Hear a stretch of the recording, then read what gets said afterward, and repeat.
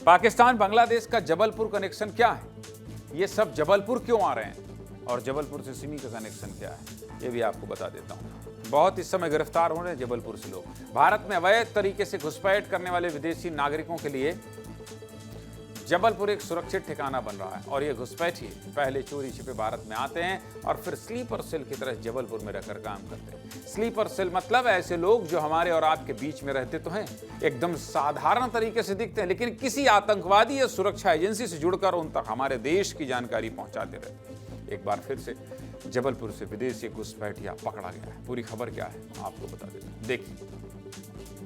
2 अगस्त को जबलपुर से एक अफगानी नागरिक सोहबत खान की गिरफ्तारी हुई। सोहबत खान पिछले 10 साल से जबलपुर में रह रहा था और शक है कि यह भी स्लीपर सेल हो सकता है। सूत्रों के मुताबिक 2015 में सोहबत जबलपुर आया। 2015 में ही फर्जी ड्राइविंग लाइसेंस बनवाया, 2020 में फर्जी पासपोर्ट बनवाया और फर्जी आधार कार्ड भी बनवा लिया। सोहबत ने जबलपुर की एक लड़की से शादी भी कर ली और कपड़े की दुकान खोलकर व्यापारी भी बन गया। सोचिए कितनी तेजी से अपने पैर पसारते हैं।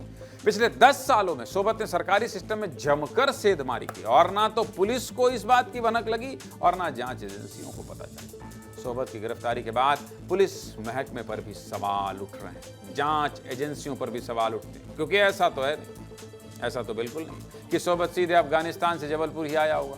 पहले वो अफगानिस्तान से पाकिस्तान गया होगा, वहां से कश्मीर में घुसपैठ की होगी और उसके बाद सड़क के रास्ते वहां से जबलपुर आया होगा। यानी कई राज्यों के बॉर्डर से गुजरा होगा, लेकिन 10 साल तक कोई इसे पकड़ ही नहीं पाया। सोचिए, सोहबत को एटीएस ने गिरफ्तार किया है। एटीएस मतलब एंटी टेरर स्क्वाड। जब एटीएस ने सोहबत से पूछताछ की तो उसने कई बड़े खुलासे किए। एटीएस को यह भी पता चला कि मध्य प्रदेश और छत्तीसगढ़ के अलग अलग जिलों में 20 से ज्यादा अफगानी नागरिक फर्जी पासपोर्ट और आधार कार्ड बनवा कर रह रहे हैं। सोचिए, अफगानिस्तान से आया एक व्यक्ति जबलपुर में आकर फर्जी पासपोर्ट और आधार कार्ड बनवा लेता है और यहाँ आम आदमी 10 बार सरकारी दफ्तरों के चक्कर काटता है, तब जाके पासपोर्ट बन पाता है। एटीएस ने सोहबत के सहयोगी दिनेश गर्ग और महेंद्र कुमार को गिरफ्तार किया है। दिनेश गर्ग वन विभाग में गार्ड है। इसी दिनेश गर्ग ने सोहबत की फर्जी पासपोर्ट बनवाने में मदद की थी। जिस जगह से सोहबत को एटीएस ने गिरफ्तार किया है, वहां से हमारे सहयोगी दुर्गेश ने रिपोर्ट भेजी है, देखिए।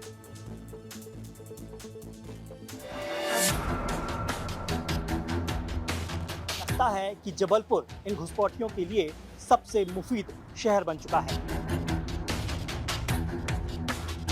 क्योंकि जबलपुर शहर में पिछले 8 महीनों में नेपाल, बांग्लादेश और अब अफगानिस्तान के लोग लगातार मिल रहे हैं।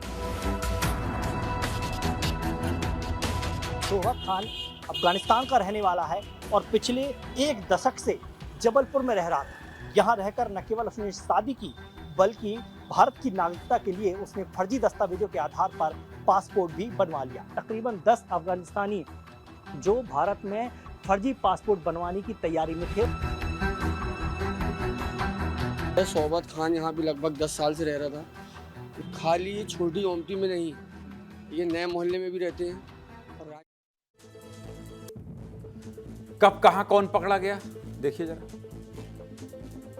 11 जुलाई को दिल्ली एयरपोर्ट पर दीपक थापा नाम का एक नेपाली युवक पकड़ा गया था। पूछताछ में पता चला कि यह नेपाली नागरिक भी जबलपुर में ही छिपकर रह रहा था। इस नेपाली नागरिक ने न केवल नकली पासपोर्ट बनवाया, बल्कि मतदाता सूची में भी अपना नाम जुड़वा लिया। वहीं बांग्लादेश का रहने वाला एक युवक भी जबलपुर के आर्मी एरिया से पकड़ा गया था। इस युवक का नाम रहमत अली था और पुलिस की पूछताछ में रहमत अली ने खुलासा किया कि वो अकेला भारत नहीं आया, बल्कि उसके साथ 9 और बांग्लादेशी भारत में अवैध घुसपैठ कर चुके हैं। इसी तरह नाइजीरिया से आया एक युवक भी जबलपुर में गिरफ्तार हो चुका है। समझ गए आप?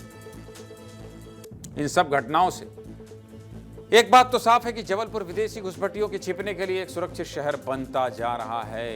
कोई 10 सालों से जबलपुर में रह रहा है, कोई 20 सालों से, इसलिए जबलपुर के लोग सुरक्षित रहिए।